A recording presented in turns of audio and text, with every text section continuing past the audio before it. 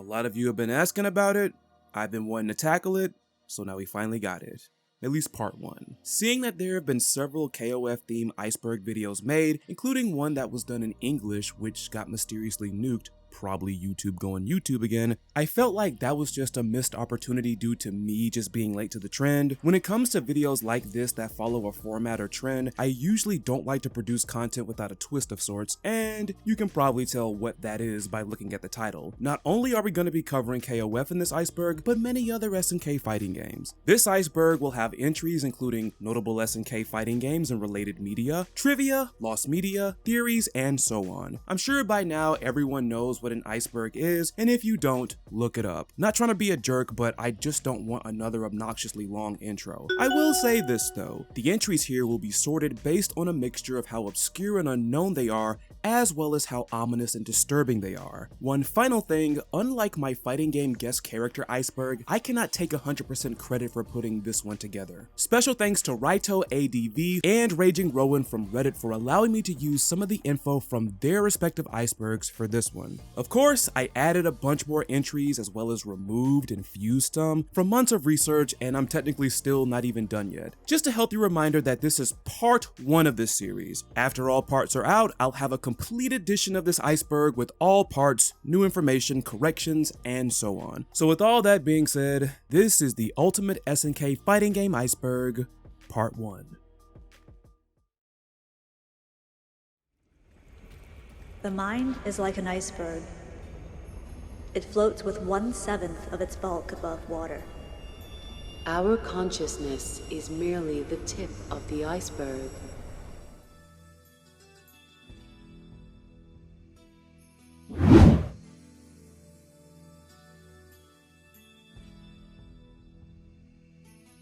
I basically have this entry here for the sake of completion. More than likely, if you clicked into this video, you already know about these 3 franchises, so I won't spend too much time on them. In short, Fatal Fury, Art of Fighting, and King of Fighters are usually considered the big 3 of SNK fighting games. Making its debut in arcades in November 25th, 1991, Fatal Fury primarily centers around Terry and Andy Bogard swearing revenge on the Southtown crime lord Geese Howard for killing their father Jeff. The most recently released installment of the series, Garo Mark of the Wolves, takes place a decade after Geese's death. The game follows his son, Rock Howard, who was raised and trained by Terry. Art of Fighting, though it was released after Fatal Fury, canonically takes place before the aforementioned game. It focuses on the various chronicles of Ryo Sakazaki and Robert Garcia, with the first game following the duo on a mission to rescue the former sister, Yuri Sakazaki. AOF 2 would feature a young Geese Howard, who would go on to create and hold the very first King of Fighters tournament. AOF 3 focuses more on Robert looking for a lost friend. The King of Fighters series would be a crossover of the aforementioned 2 series plus more, that put more emphasis on team-based gameplay.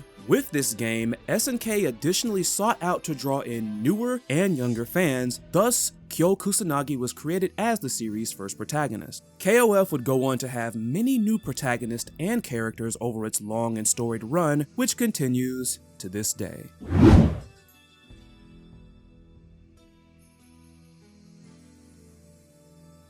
Dream Matches are games across several SNK fighting game franchises that are usually non-canonical. A couple of Dream Match games are updates to mainline games, with one example being Fatal Fury Special. This game was an update to Fatal Fury 2, which included some balance changes to the characters and added all of the mid and final bosses as playable characters. Another huge selling point of Dream Matches is the inclusion of playable characters that may be canonically dead or from another series. For an example, referring back to Fatal Fury's special, Art of Fighting's, Ryo Sakazaki was included as a hidden boss. And yes, Sakazaki, that was a tongue twister, and I'm happy to actually got it. Anyway, yeah, that's it for me.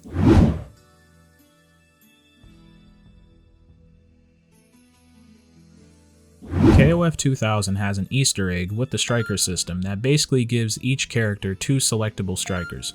a normal striker, and another striker. Certain characters actually have a hidden third option of strikers called Maniac Strikers. As it is with the other strikers, some of the Maniac Strikers are characters that hail from other SNK games and properties. Arguably, two of the most surprising ones would have to be Neo and Geo from Quiz Dai Sosasen and G Mantle, a character that had been an SNK mascot even before the likes of Terry Bogard. Maniac Strikers are unlocked by highlighting a character's another striker and then pressing up, left 3 times, right 3 times, down, and then selecting the Maniac Striker.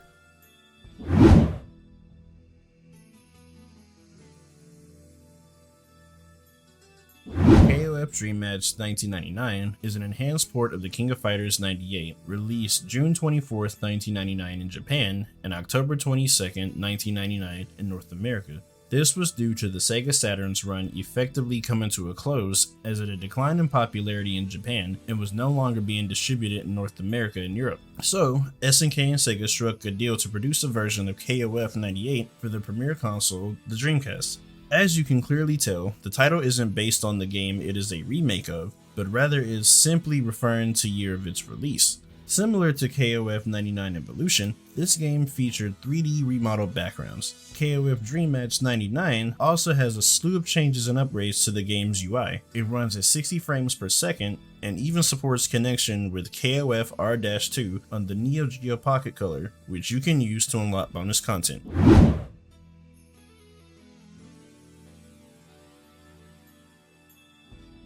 SNK boss syndrome is a term coined by fans to describe insanely broken boss characters in fighting games. It originated from the reputation of SNK fighting game boss characters to be incredibly difficult to beat. These characters would have all sorts of broken things, including obscenely high damage output, chip damage immunity, unavoidable attacks, annoying unblockables, and much more. On an interesting note, KOF All-Star has a selection of characters called Boss Syndrome characters, which include several infamous KOF bosses such as Regal, Gonitz, and Nightmare Geese. The name of this category can be seen as a play on words. Get it? BS characters.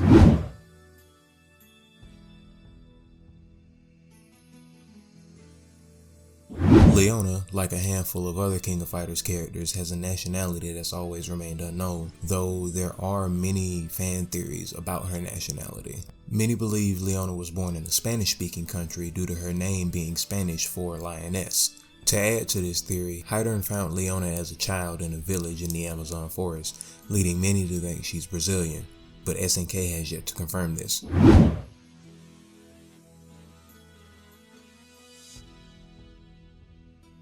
Dweebenheimer, simply put, is a rather humorous insult uttered by one Ryo Sakazaki. The first known usage of this term was in his KOF 98 win quote. If you were to look up Dweebenheimer, you'll mostly find memes and jokes centered around Ryo. What's interesting about this is that he isn't the only character to utter this word in an SNK fighting game. Fast forward to Gardo Mark of the Wolves, Kevin Rion calls Kane a Dweebenheimer in the pre-battle dialogue. What exactly is a Dweebenheimer? More than likely what you're thinking of is probably accurate, or close.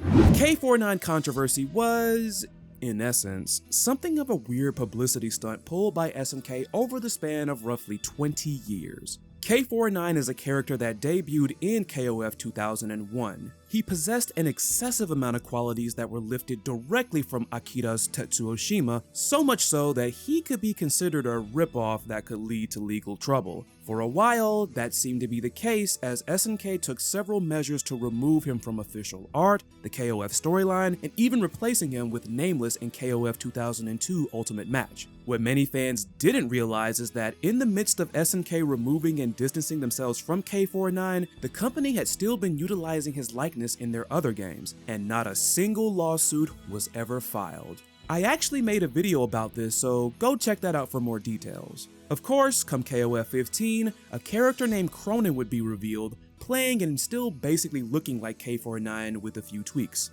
And we would later find out in his team's ending that he was indeed K49, just under a new alias. The only information we directly got from SNK was a couple of messages from community manager Crispy Kaiser, who claimed he, quote, had to keep the big lie going. The real reason why SNK pulled this stunt is really anyone's guess.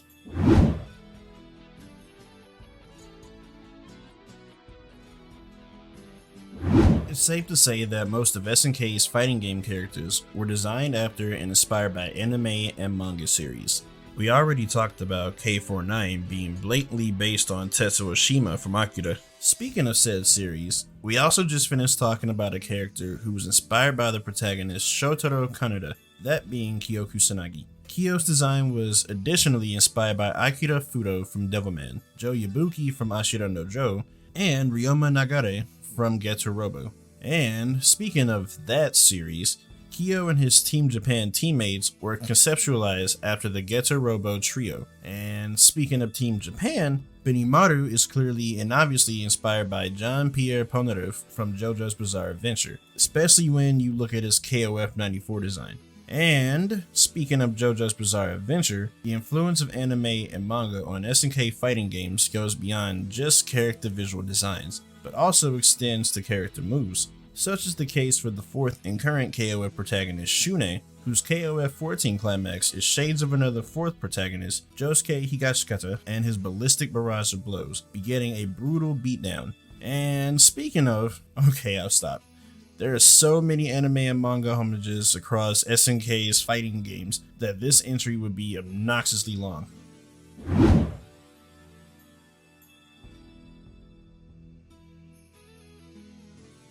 The game known as Samurai Spirits in Japan is known overseas as Samurai Showdown, except in South Korea, which we'll get to further down the iceberg.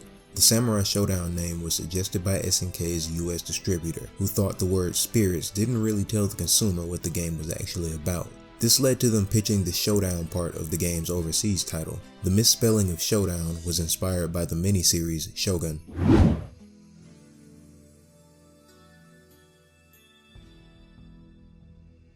The King of Fighters Kyo is a 3-volume long manga series that was first published in 1996. As the title suggests, the story closely follows Kyo Kusanagi after the events of the King of Fighters 95 tournament. It focuses more on Kyo's mental state moving forward, as well as covering his relationships with other characters, including his girlfriend Yuki, whom he hid his life as a fighter from, which caused a rift between the two. Athena, who transferred to Kyo's school to monitor him, whom is also being followed by none other than Kenso, and of course features another scrap between him and Iori. The story is one of Kyo wrestling with demoralization, which involves him even going into a state that is reminiscent of the Riot of Blood. Though Kyo has often been portrayed as a dominant fighter throughout the KOF storyline, this manga could be seen as a humbling low point for him, as he suffers many losses, which damages his self-confidence. An RPG visual novel game of the same name was also developed and released for the Sony PlayStation on August 27, 1998.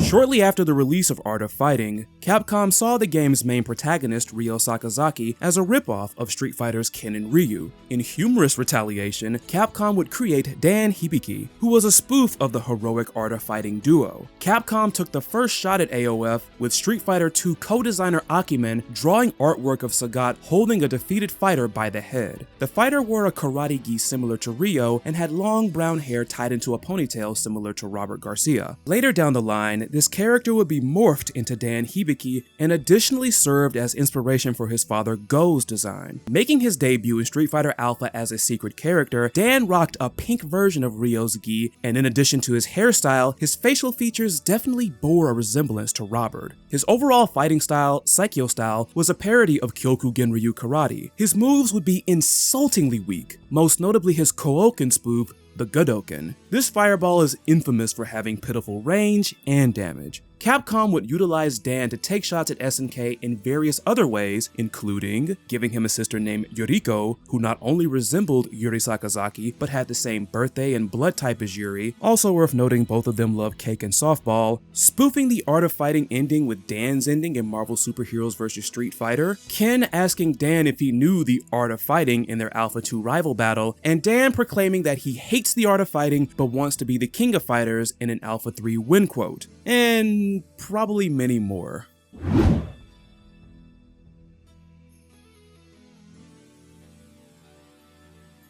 The Psycho Soldier pop idol Athena is known for a couple of things: her signature Psycho Ball move, getting her own adventure game, and switching up her outfit all throughout her many KOF appearances. While other characters may get small tweaks to their designs, Athena would wear different colored sailor suits, schoolgirl outfits, relatively more casual and sporty outfits, and wear her hair in a variety of styles, going as far as to cut it very short in KOF 2001. Character designer ASK Ogura felt that Athena constantly changing up her wardrobe would make her all the more appealing to her demographic.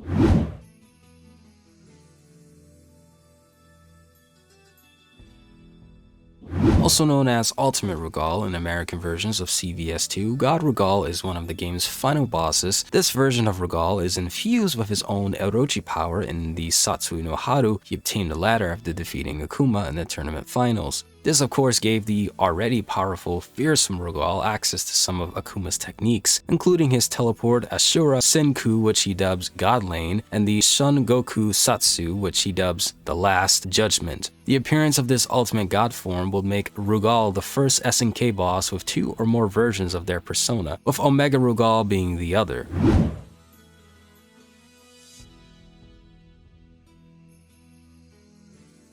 Destroyer Cutter was an alternative name given to Rugal's signature anti-air, the Genocide Cutter. In non-Japanese versions of Capcom vs SNK 2, due to this change, Rugal obviously does not shout Genocide Cutter like he usually does when performing the move. He doesn't shout Destroyer Cutter either, instead he just grunts. Sagat's Tiger Genocide super move also faced similar censorship, as it is called Tiger Destroyer. When Sagat performs the move, he starts off saying Tiger, but does not complete the name, but instead more grunting. Though the reasoning for this censorship was never outright stated, for one reason or another, it's safe to say that Capcom thought the word genocide was a little too much. Thankfully, CVS2 was the only instance where the censorship happened for Rugal, because Genocide Cutter is definitely a more badass name. Also, I agree, the Genocide Cutter is legendary.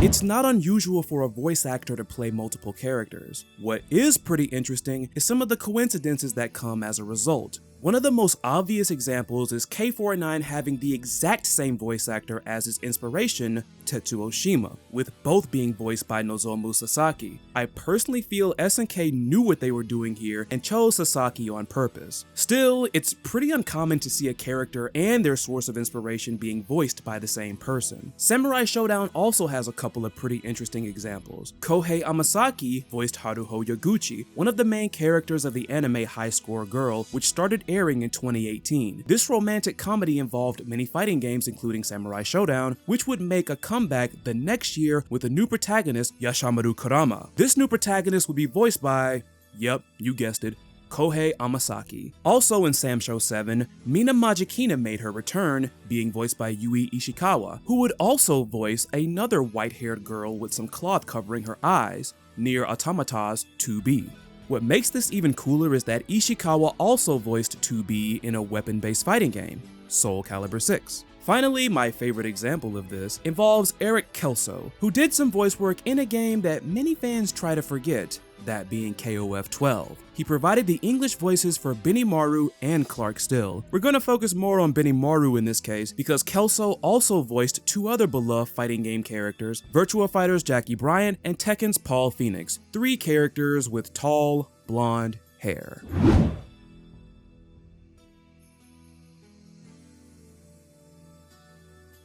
This is tuna with bacon is what we pedants called a mondegreen, which is a misinterpretation or mishearing of phrase or lyrics in a way that gives it a new meaning. The misheard lyric in question stems from the theme of the CVS2 London stage, which is a huge fan favorite. The actual lyric that is repeated numerous times throughout the song is, "This is true love we're making." What makes this all the more funny, and I dare say all the more cool, is that the tuna with bacon lyric is referenced in another fighting game, Skullgirls. This is tuna with bacon!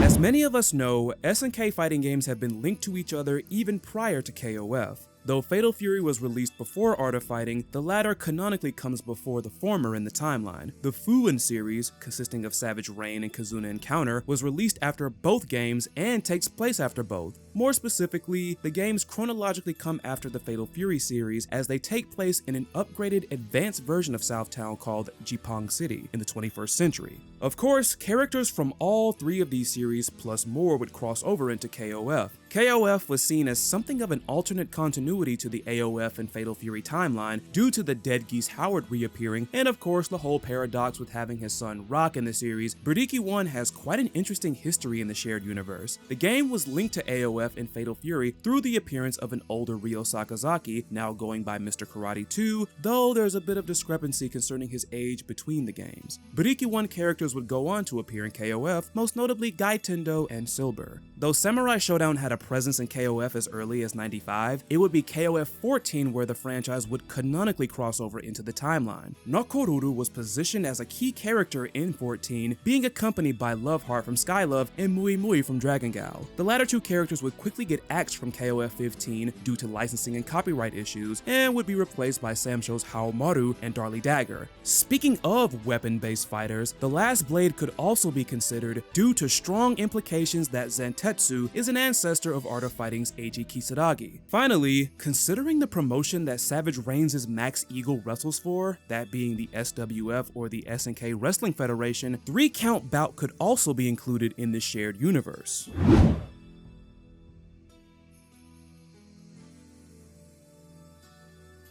With characters like Shermie, whose eyes are covered by their bangs, a lot of fans wonder, does Shermie even have eyes? To the point where a lot of fans look up the 3D modelings of Shermie from SNK Heroines and King of Fighters 15. But here's the thing.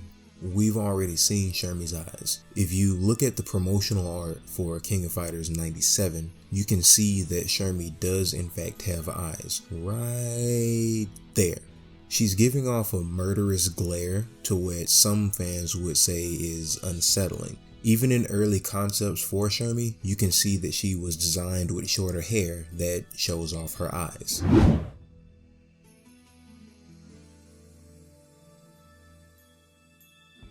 Mr. Karate is none other than Takuma Sakazaki, the father of Ryo and Yuri Sakazaki. He adopted this moniker when he was forced to work for Geese Howard, hoping to preserve the honor of his family and his school. Mr. Karate was feared by many as a vicious and unbeatable opponent. He left clues and hints to his true identity for Yuri, but not for Ryo, which would explain the ending for AOF. Takuma purposely did this to see his son's true potential, as he felt their family ties would cause Ryo to hold back on him. In KOF and SVC Chaos, Mr. Karate is more of a comic relief character. He has a running gag involving him constantly denying his true identity, going as far as to say he doesn't even know anyone named Takuma. Additionally, SVC Chaos marked the debut of the boss character Shin Mr. Karate, or Serious Mr. Karate. As the name suggests, this is a more serious version of Mr. Karate, based on his AOF incarnation to contrast him from his comical version. Serious Mr. Karate would later make a return in KOF 13 as DLC.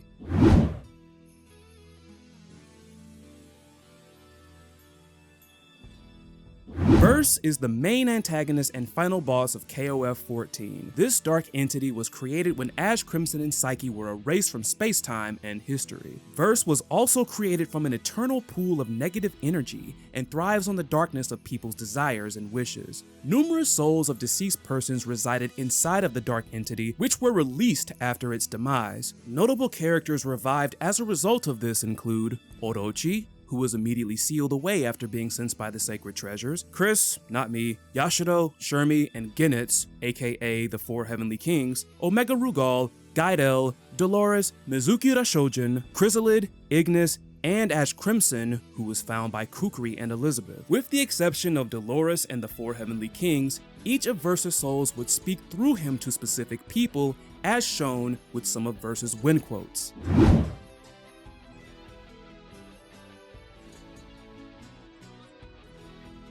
It's It's always pretty cool when game developers get inspiration from the players. In her standalone playable debut in KOF 2000, it had been discovered that Vanessa had an infinite. This combo involved hitting an opponent for a standing A or standing light punch, cancelling into our puncher weave stance, cancelling said stance into neutral, quickly hitting another stand light punch, and looping the entire sequence over and over and over. Fast forward to KOF 14, Vanessa would make her return as a DLC character and came with a new climax, which was a total callback to her old Infinite. The move was called Infinity Puncher. Come KOF 15, Vanessa would return as being included in the game's starting roster, still having the Infinity Puncher as her climax.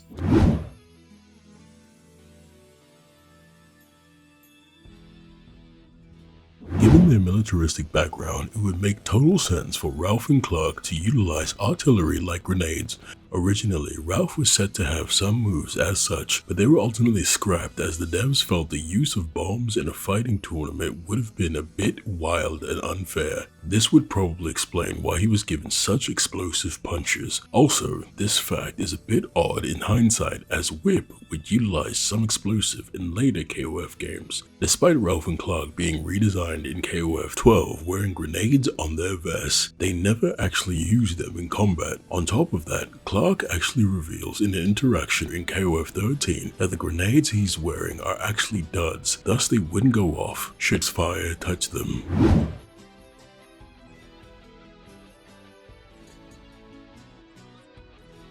Kukri was one of the most mysterious characters to debut in King of Fighters 14, with a hood covering his head and his face being shrouded in shadow. To further add to his mysteriousness, there's very little information in his profile that gives any concrete details about him. We don't know his actual name, his blood type, or his weight. And the unusual thing about his profile is that the information that we do get about Kukri is information that is secondhand from other characters. We know his dislikes and hobbies from other characters. We know where he was born from other characters' accounts, his favorite foods, and his favorite sports, and so on and so forth from other characters. And I find it weird and all the more mysterious that all of his personal information that we do have on his profile is provided by a middleman. But if his KOF 15 interview is anything to go by, it would just seem that Kukri really doesn't like press.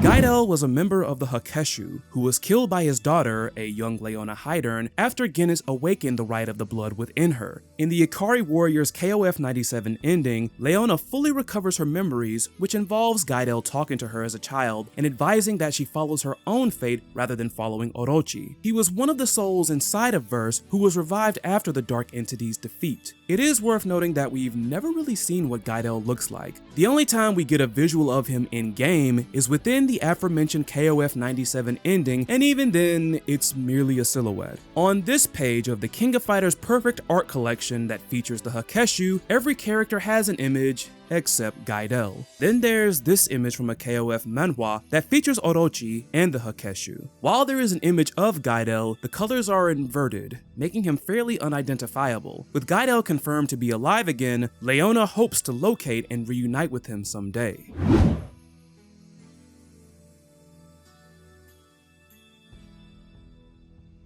Ron is a character that was introduced in KOF 2000. He was formerly the leader of an assassin's guild called the Hazoku. He was ousted from the guild after betraying them for Ness, which he did so for personal gain. His powers are mostly centered around necromancy and withdrawing souls, which is noticeable when he fights alongside Zero. He is the father of Duolong, Xiaolong, and 8 other sons. Ron is one of the most interesting characters that has never been a standalone playable character in a mainline KOF game. He's also a key character in the much sought after Dragon Spirit arc. Speaking of...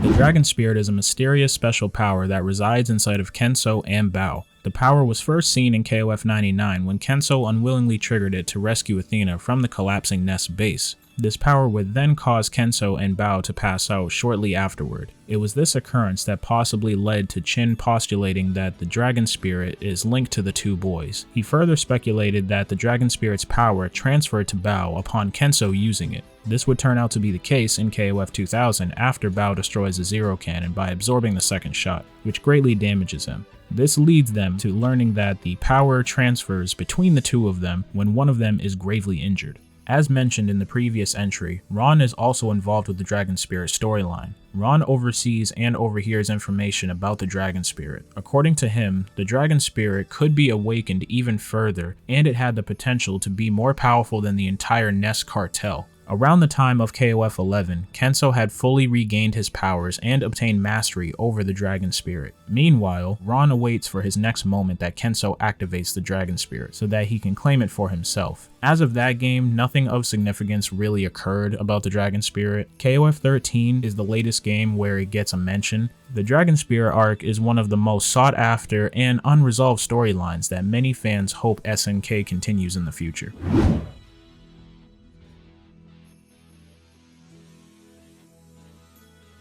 Anastasia is the host of the KOF 15 tournament, and that's basically all we know about her. We don't know why she hosted the tournament, nor have we seen what she even looks like. The only character that seems to have some familiarity with her is Antonov. When asked about his relation to Anastasia in his interview, he awkwardly dodges the question. Of course, there are several theories about Anastasia among several fans. Some suggest that she took over as the CEO of Antonov's company after the latter got hit with 75 lawsuits. One fan also pointed to another character by the name of Anastasia from the Metal Slug series that has traveled through space and time. Of course, there are fans that don't think there isn't anything special to Anastasia and just see her as a filler character.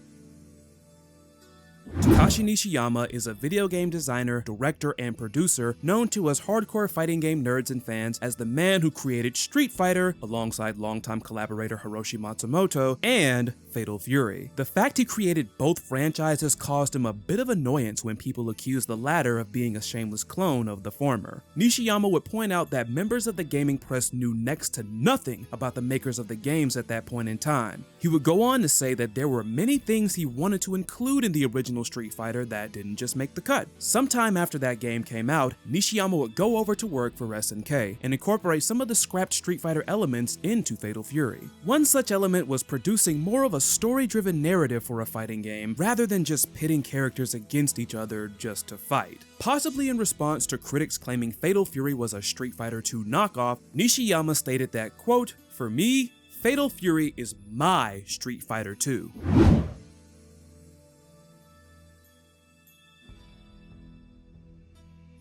With a cast of colorful and sometimes comical characters, as well as having a pretty crafty and creative audience, it's no surprise that KOF has its share of inside jokes and memes. The KOF subreddit features a banner of one of these memes that simply asks the question, "You want to play some KOF?" This official artwork of Kyo was noted for being simultaneously creepy and hilarious, involving him appearing from unexpected locations, asking people if they want to play KOF. Other gags are centered around misheard phrases when characters call out the names of their moves. When Leona performed 4 throws in KOF 99, many thought she was screaming apple juice.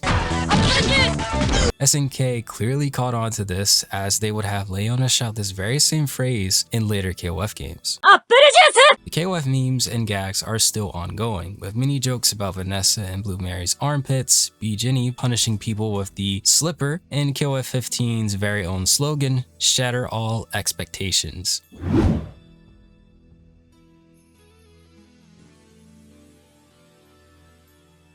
The word that inspired Hotaru Futaba's creation is moe. The word moe is a Japanese term that is used to describe feelings of strong affection towards characters in anime, manga, video games, and any media aimed at the otaku audience. This term is usually directed at youthful, innocent, cutesy characters, as they tend to elicit strong feelings of love and adoration from the viewers. Around the time when Garo Marco the Wolves was in development, SNK designer and director Nobuyuki Kuroki recalled usage of the word moe becoming more prominent. The dev team wanted to include some moe into the game, but some of them were unsure exactly what that was. Thankfully, some people on the team were quite familiar with the term, and later down the line, Hotaru was created.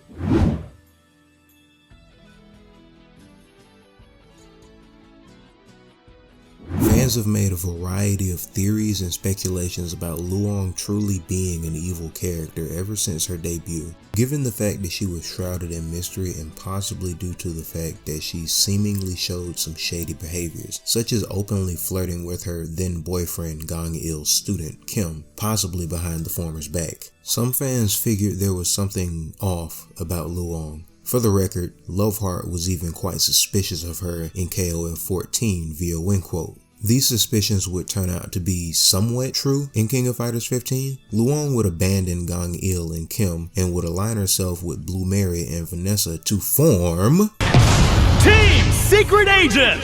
Only to then abandon them for Hein. As established in the team's story and their ending, Luong had a partnership with Hein, assisting him with taking down Geese. Of course, seeing that the Sage's Eye Luong stole was a fake, Hein had to flee alongside Ryuji Yamazaki. So is there going to be a Hein, Luong, and Yamazaki team in the next KOF? We shall see.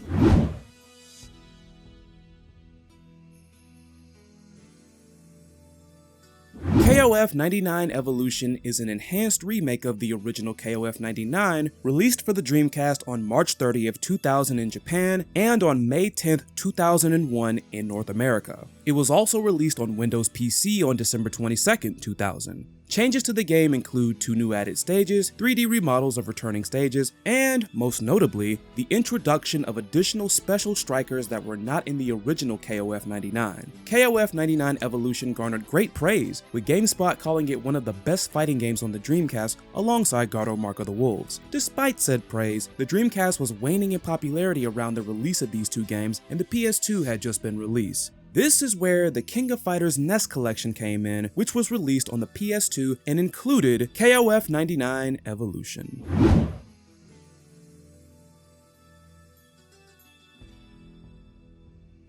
Rugal was originally set to be even more of a cheap bastard in his KOF 94 debut. While SNK admits they went overboard with the damage on his Genocide Cutter, they would have gone even further had they not scrapped their initial ideas for Rugal's moveset. Originally, SNK had planned to give Rugal the ability to copy any of his opponent's special moves upon seeing them only once. This idea was scrapped due to hardware limitations. A relic of this idea came in the form of Rugal utilizing selection of special moves from other fighters, including Geese's Rapuken, Krauser's Kaiser Wave, and his Dark Barrier, which is often compared to Athena's Psycho Reflector.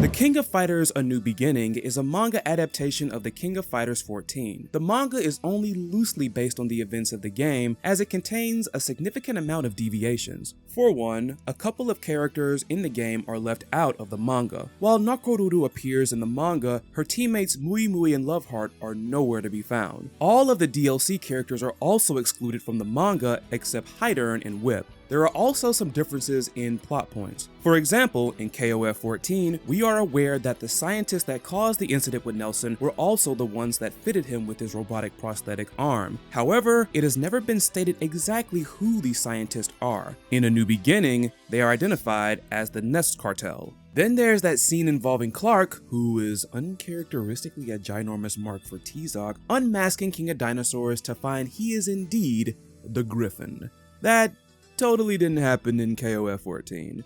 For one final example, Verse is the main antagonist in KOF 14 the game. In A New Beginning, Verse is summoned and absorbed by Geese Howard. Despite not being 100% in lockstep with the KOF 14 story, producer Yasuki Oda has not ruled out the possibility of A New Beginning influencing the game in the future.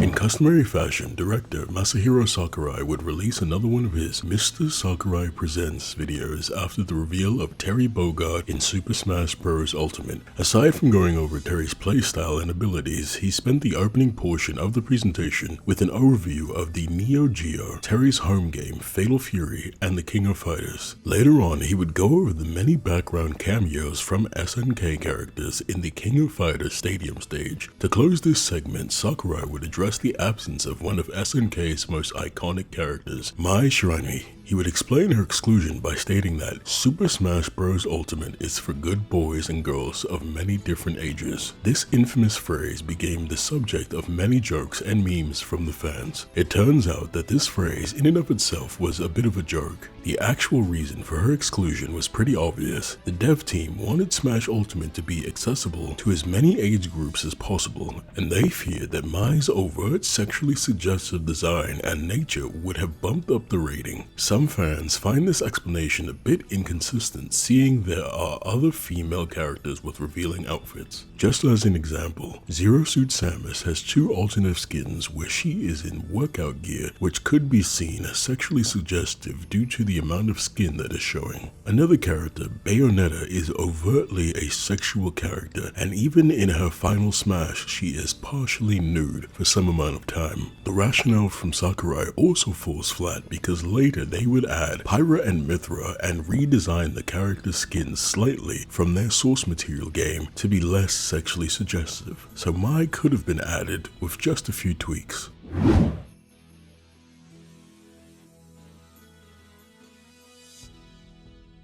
I think almost everyone knows that God of Mark of the Wolves was set to have a sequel. Also known as God of Mark of the Wolves Special, the original God of Mark of the Wolves 2 was reportedly 70% complete before inevitably getting cancelled due to SNK's bankruptcy in 2001. Originally one of the most sought after pieces of SNK lost media, details about the game did resurface over time. Back in 2016, SNK revealed a character sprite sheet which showed all of the game's previous characters plus a few new ones. In July 2022, a Twitter user named 2021kduck stumbled upon 2 CDs containing assets for the cancelled God of 2. These discs revealed more information about the newcomers, as well as several new moves for returning characters, most notably a diagonal rising tackle for Terry. On August 7th, at EVO 2022, SNK would announce that an all-new Fatal Fury installment serving as a sequel to God of Mark of the Wolves had been greenlit. This game would be different from the originally lost sequel, as it'll be presented in a 3D style different from both Samurai Showdown 2019 and KOF 15. However, including elements from the cancelled sequel doesn't seem to be out of the question. And that wraps up part 1 of the ultimate SNK fighting game Iceberg. Whew, boy, this was something else to put together. Not even just the editing process, but like also the researching. And the crazy part about it is, like I said earlier, I'm still not done yet. But I will cross the bridge to part 2 when I get there. Of course, I want to close this by giving a special thanks to all the featured guests on this project: Speed King, ZT, Vault, Cheshirebeam, and Tech the Fallen. You all did an awesome job. Can't thank you enough. Obviously, you can find their stuff in the description below. Do check them out because there is a great variety of some wonderful talent here. But yeah, I'm not going to keep you all here any longer. I appreciate you for watching. Thank you for your support. Shout outs to all my subscribers, old ones and new ones, everybody except for the snakes and the bots. You know who you are. And of course, you know me by many names, but I guess you can just call me Chris Lotus. And I will catch you all in the next one. Take care, be safe out there, be cool to each other, have a great rest of your year, and I hope the next year is even better for you. And as always, cheers. See ya. Everything in between. Let me get out of here.